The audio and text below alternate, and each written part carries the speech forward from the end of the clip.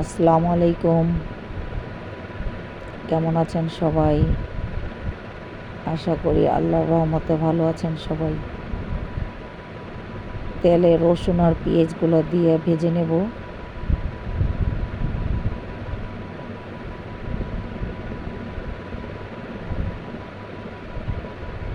আমি পেঁয়াজ আর রসুনের পরিমাণটা একটু বেশি নিছি।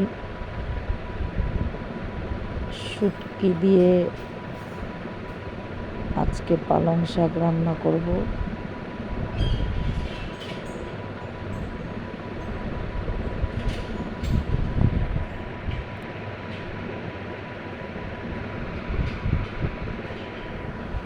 না সরি, শুটকি দিয়ে পালং শাক না, শুটকি দিয়ে কলমি শাক রান্না করব।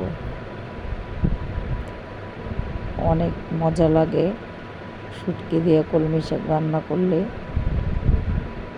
আমি অ্যালার্জির জন্য পুঁটি মাছের শুটকিটা খেতে পারি না, এই কারণে ফেউয়া মাছের শুটকি দিয়ে রান্না করব। পেঁয়াজটা রসুনটা হালকা ব্রেস্তা হয়ে গেছে। এখন 1 চিমটি আদা রসুন বাটা,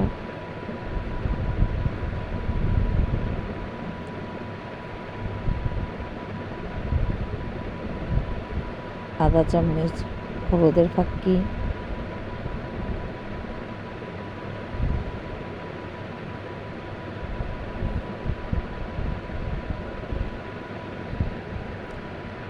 দেড় চামচ মরিচের ফাঁকি। আপনারা যার যার মতো করে মশলাটা দিয়ে নেবেন।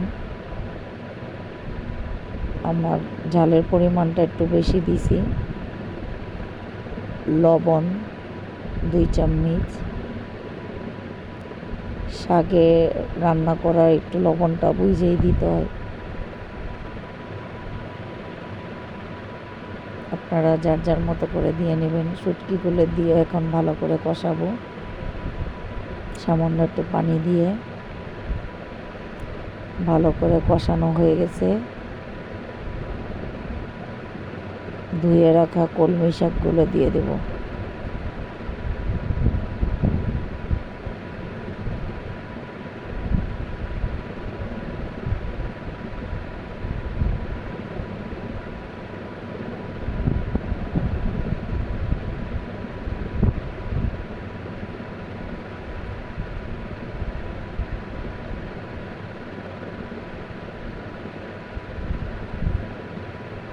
কাঁচামরিচগুলো দিয়ে দিলাম। এখন হালকা করে একটু নেড়ে দেব, যাতে পাতিলের নিচে লেগে না যায়। পেঁয়াজ আর রসুনের পরিমাণটা একটু বেশি।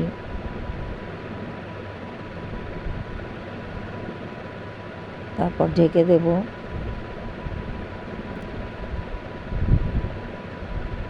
ঢাকনা খোলার পর যে পানিগুলো উঠছে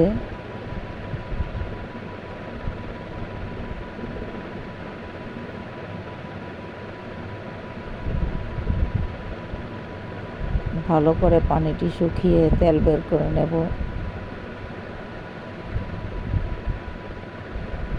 কলমি শাক দিয়ে শুটকি দিয়ে ঝোল ভাল লাগে না, একটু শুকনা শুকনা ভাল লাগে। কারা কারা আপনাদের বাসায় এইভাবে রান্না করে খান আমাকে জানাবেন। আমাদের কলমি শাকের শুটকি দিয়ে রান্না করা কলমি শাকের ঝোলগুলো শুকিয়ে আসছে।